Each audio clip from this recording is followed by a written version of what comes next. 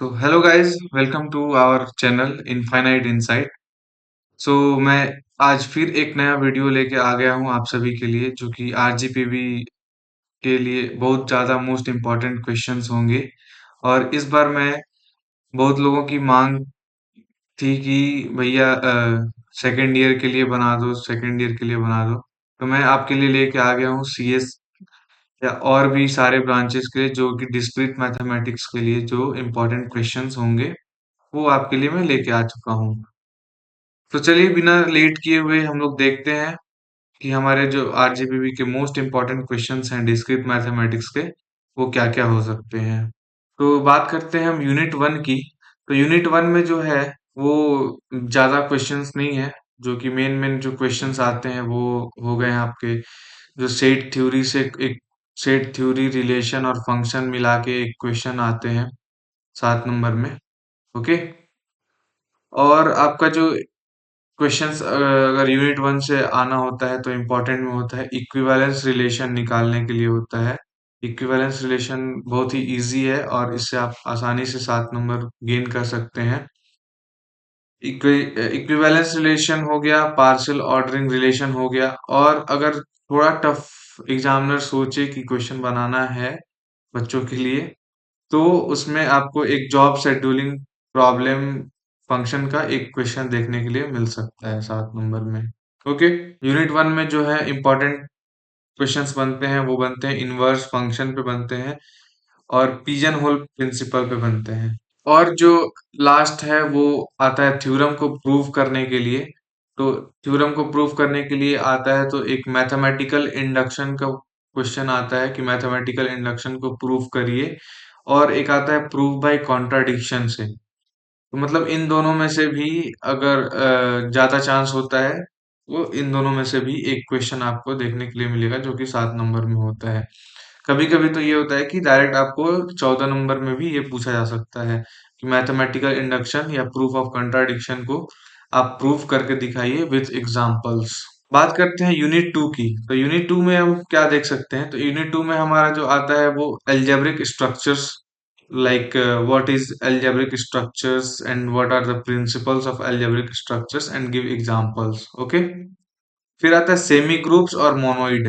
Semi groups और monoid जो होता है, अगर क्वेश्चंस आते भी हैं तो इनके एग्जाम्पल्स पे एक एक क्वेश्चन आ सकते हैं या उतना चांसेस नहीं है। बट सेमी ग्रुप्स और मोनोइड के जो शॉर्ट नोट्स होते हैं वो आ सकते हैं।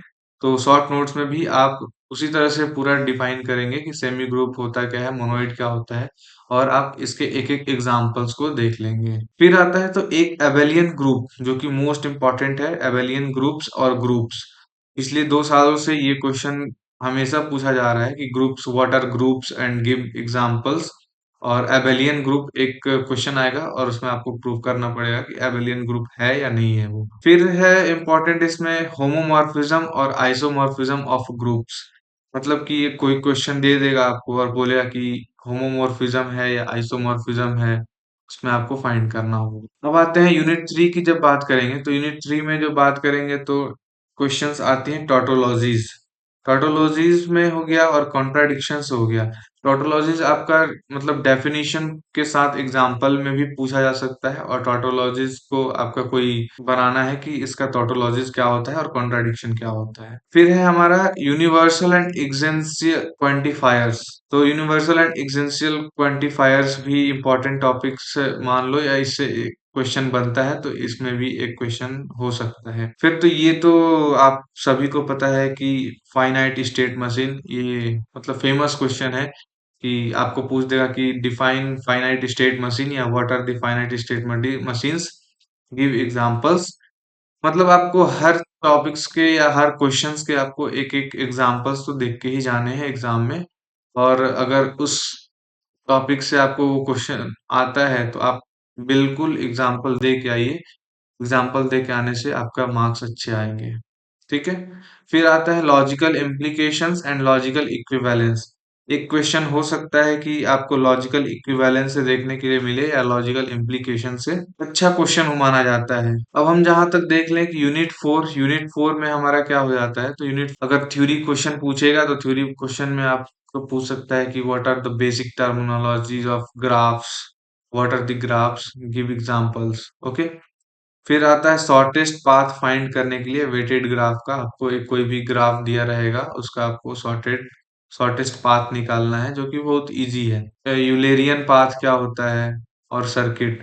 तो सब सब सेम सेम है, बस थोड़ा सा आपको देखना है कि किसमें आपको कंफ्यूजन ना हो। राइट।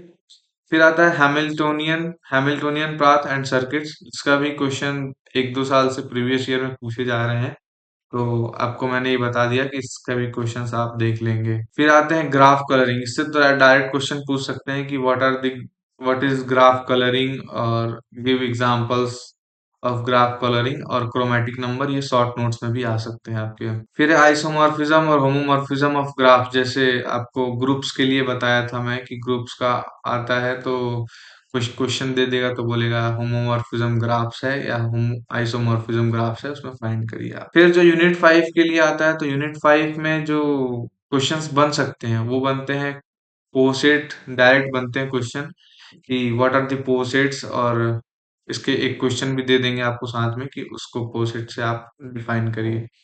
फिर हो गया कोसेट। फिर होता है एक हैसे डायग्राम। तो हैसे डायग्राम भी बहुत इंपॉर्टेंट है, जो कि 2 साल से पूछे जा रहे हैं, तो इस साल भी आने का चांसेस बहुत बढ़ गया है। ठीक है। फिर ऑर्डर्ड सेट हो गया। फिर जो है आपको ये बाइनोमियल थ्योरम और मल्टीनोमियल कोफिशिएंट रिकरेंस रिलेशन। इससे तो आपको मतलब रिकरेंस रिलेशन, आप देखिए यहाँ पे मैंने भी लिखा है कि रिकरेंस रिलेशन और जेनरेटिक फंक्शन और बाइनोमियल थ्योरम का एक्सप्लेनेशन। मतलब मोस्टली अगर देखा जाए तो यूनिट 4 और 5 बहुत मोस्ट इम्पॉर्टेंट है, और यूनिट 3 भी। तो आप इन तीनों चैप्टर को तो छोड़ के नहीं जाएंगे कोई भी हालत। तो आपको जनरेटिंग फंक्शन से भी क्वेश्चन देखने को मिलेगा और मिल सकता है, और रेकरेंस रिलेशन से तो मिलना ही चाहिए। तो ये था आपका मतलब डिस्क्रीट मैथमेटिक्स का क्वेश्चंस इम्पोर्टेंट। ये था हमारा सारा जो मोस्ट इम्पोर्टेंट टॉपिक्स होता है। इतने सारे आप अगर एग्जाम्स को पहले कर लो, 70 to 80% आपका स्कोर रखा हुआ है, कहीं नहीं जाना है। सो बाकी की वीडियोस के लिए आप हमारे साथ बने रहें, और प्लीज चैनल को सब्सक्राइब करें, लाइक करें, और अपने दोस्तों में ज्यादा से ज्यादा शेयर करें, ताकि उन्हें भी क्वेश्चंस देखने को मौका मिले और वो भी अच्छा स्कोर कर सके। Thank you.